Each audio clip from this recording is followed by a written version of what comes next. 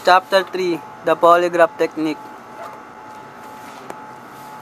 Polygraph examinations use an investigate aid, technical aid in the investigation process, used to verify if the statement of the victim complaints establish the credibility of the witnesses, used for pre-employment screening and loyalty check of personnel.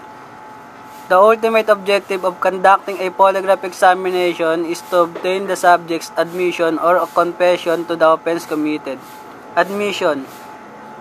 It is a statement of facts by the accused which do not directly involve acknowledgement of guilt in committing or having participated in the commission of an offense, while confession is a declaration made by a person voluntarily stating or acknowledging that has committed or participated in the commission of a crime. Physiological phenomena as basis of detecting deception as per the Tribad Foundations. Number 1. Blood pressure and heartbeat frequency. Increase of blood pressure and heartbeat frequency following relevant questions and the suppression in breathing and the criteria for detecting deception. Ink curves as shown on the heartbeat recorded on a moving graph paper of a polygraph represent the beat frequency, pulse, and the two blood pressures. A. Systolic or high pressure. They exist when the heart is contracted and the valves are open with the blood rushing into the arteries. B. Diastolic or low pressure. This exists when the values are closed and the heart. Number 2. Breathing as a means of detecting deception. Breathing consists of two steps. The number 1 is inspiration or inhalation, caused by the contraction of the diaphragm and expansion of the chest cavity. Those results in the air rushing into the lungs. Number 2 is expiration or exhalation, caused by relaxation of the diaphragm and contraction of the chest cavity resulting in the air rushing out of the lungs. Electrodermal response. This is the most current popular name for the human body phenomenon in which the body, mainly the skin, changes resistance electrically upon the application of certain external stimuli. It consists of two categories: normal response and the abnormal response. Factors that affects the accuracy of the polygraph results generally. Number 1, the instrument. 2, the condition of the subject. 3, the condition of the examination room. 4, the qualification and skills of the examiner. Specifically, number 1, nervousness or extreme emotional tension experienced by a subject who is telling the truth regarding the offense in question.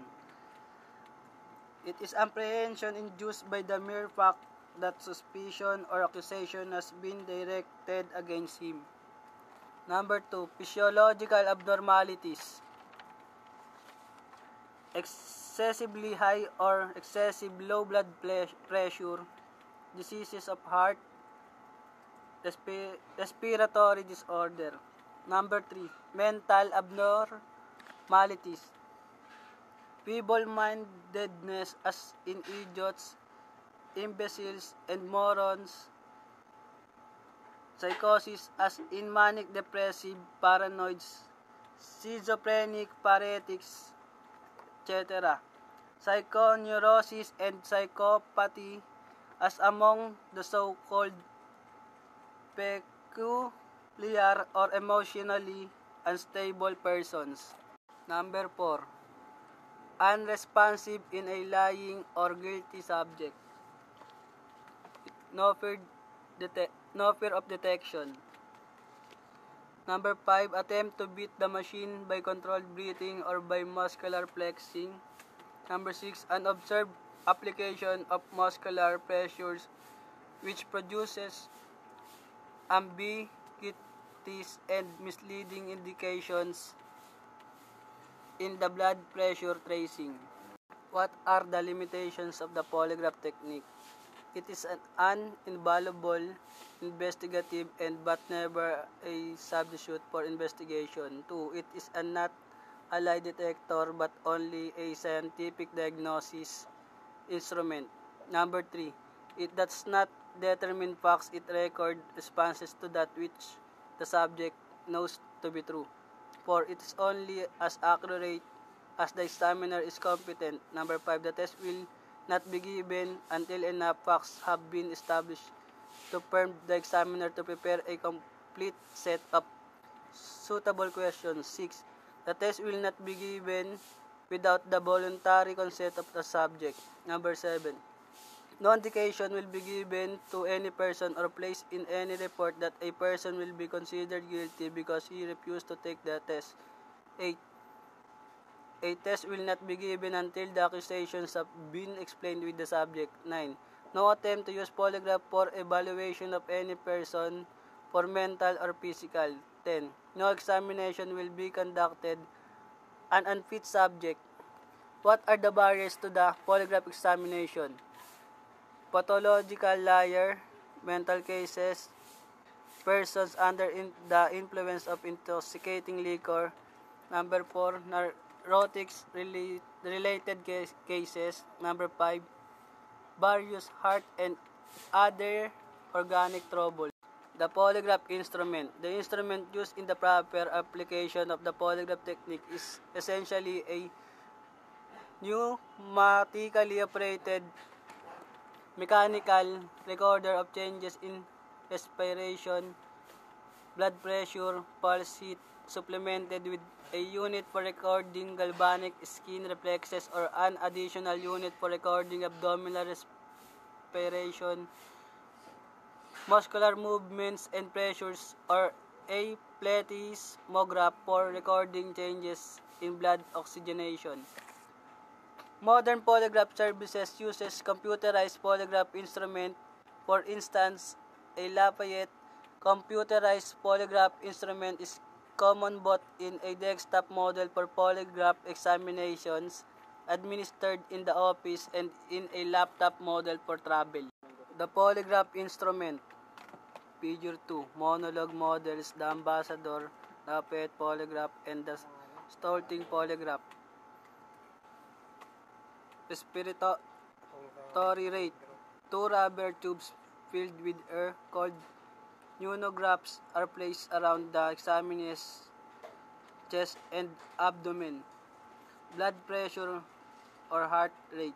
A blood pressure cuff is placed around the examinee's upper arm. Galvanic skin resistance. This is also called electrodermal activity and is basically a measure of sweat on the subject's fingerprints. The polygraph instrument. Blood pressure cuff, neurographs, galvanometers. Figure 3 attachment of the computerized polygraph instrument. The physiological changes within the examinee's body are monitored by the following polygraph attachments: respiratory rate, blood pressure or heart rate, galvanic resistance. The polygraph instrument. Figure 4, pneumograph component. What are the major components of the polygraph instrument?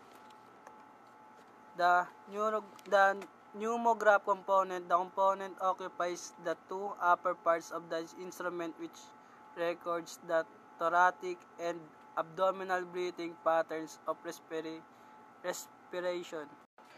The polygraph instrument. Figure 5 and 6, galvanograph component. The galvanograph component, this is the longest and the third pen of the instrument.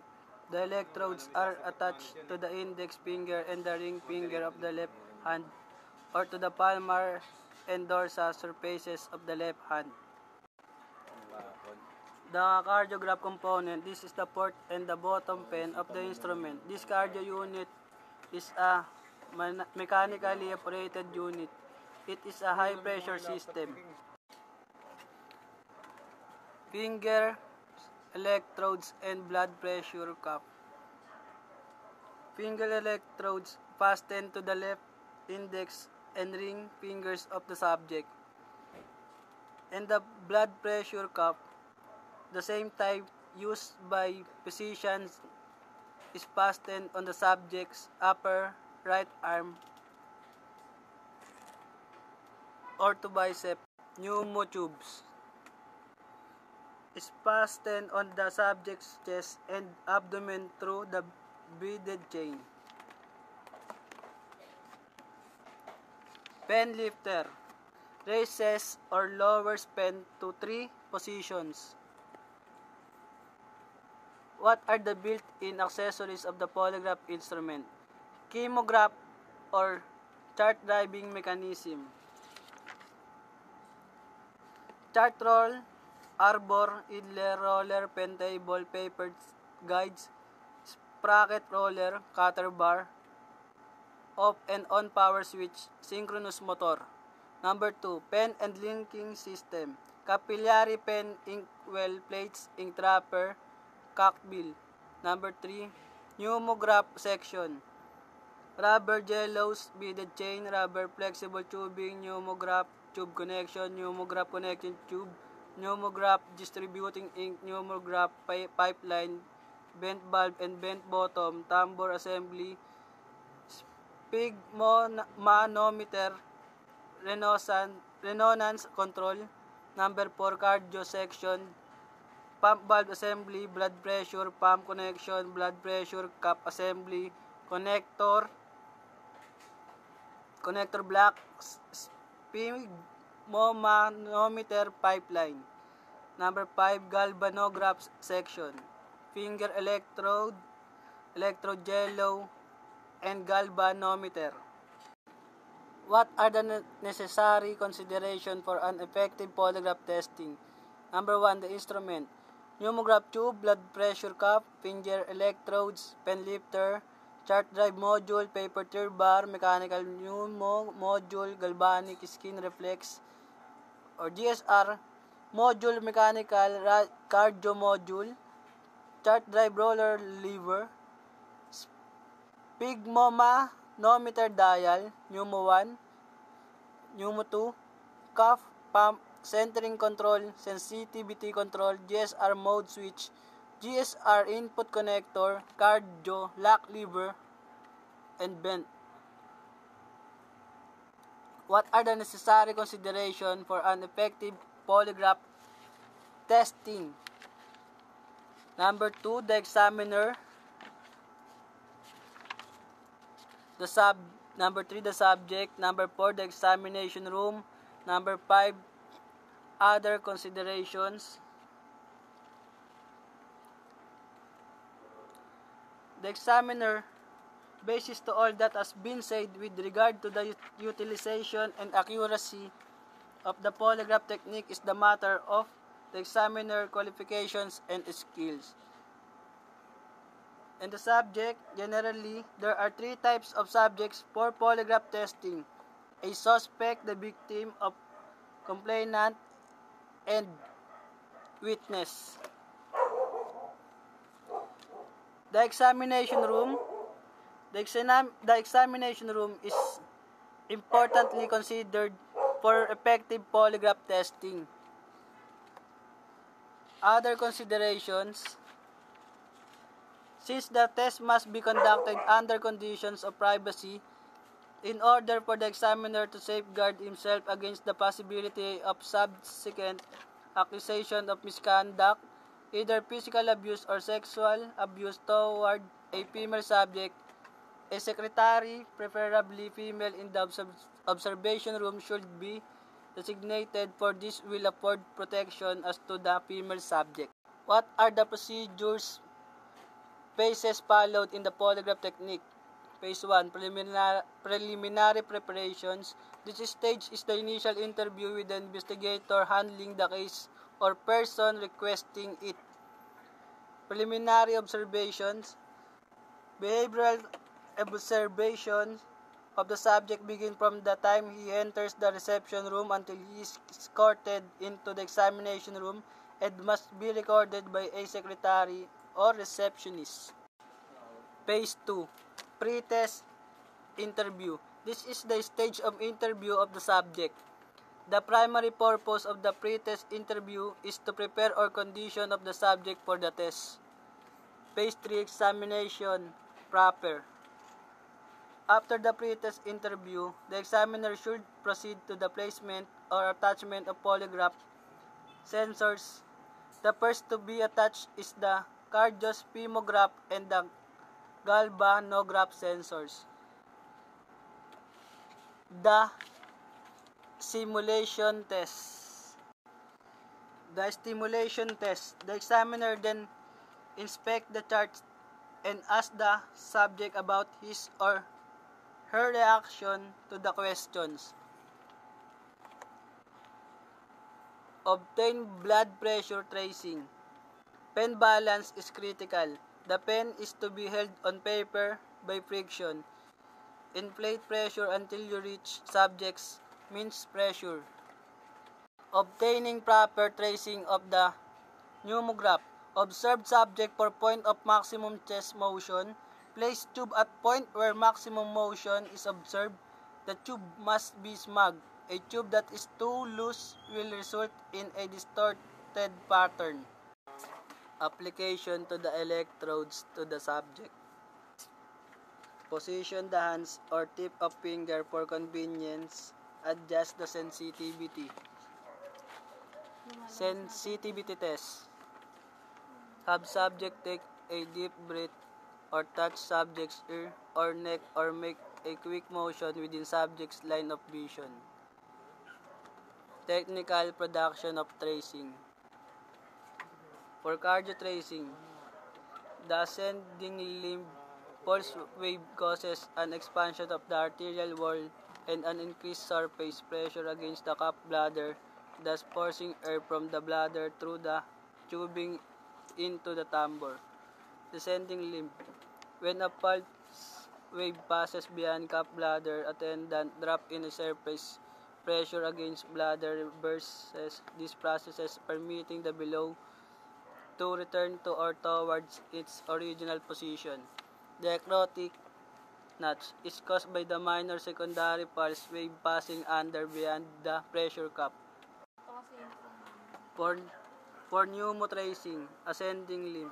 With the expansion of the chest during inhalation, the air capacity in the pneumograph tube is increased, creating a vacuum within the system, which reduces the internal surface pressure against the below. Descending limb. Caused by the exhalation, thus reversing this process, causing an increase in internal surface pressure against the bellows, thus moving the bellow to or toward its original position and producing a lateral counterclockwise or a downward movement of the pen. For the galvo tracing, ascending limb. It is caused by the decrease of the subject's resistance, which throws the established circuit out of balance and modifies the electric current flow through the magnetic field surrounding the pivot movement of the recording pen. Descending limb. Physical cause is caused by a reverse in the subject resistance towards the original position, thus bringing the circuit lock back to or toward balance against producing a lateral clockwise or downwards movement of the pen. Mechanical cause is the pine cone. Springs attached to pivot mountain pen cradle serve as counterbalance pen for movement either above or below the established baseline and assist in returning the pen cradle to or towards the original position. What is the standard computing rate? The graph paper is lined and the space in seconds. It is moving under pens at a uniform rate of 6 inches per minute. Phase for the post-test interview. This stage includes all consideration that bears on the examination. This is done just after the instrument is turned off. If the polygraph test results indicates deception, the examiner will then proceed to conduct short interrogation, the purpose of which is to obtain confession. However, if the polygraph indicates that the subject is innocent, the examiner will just release the subject cordially and thanks him/her for his/her cooperation.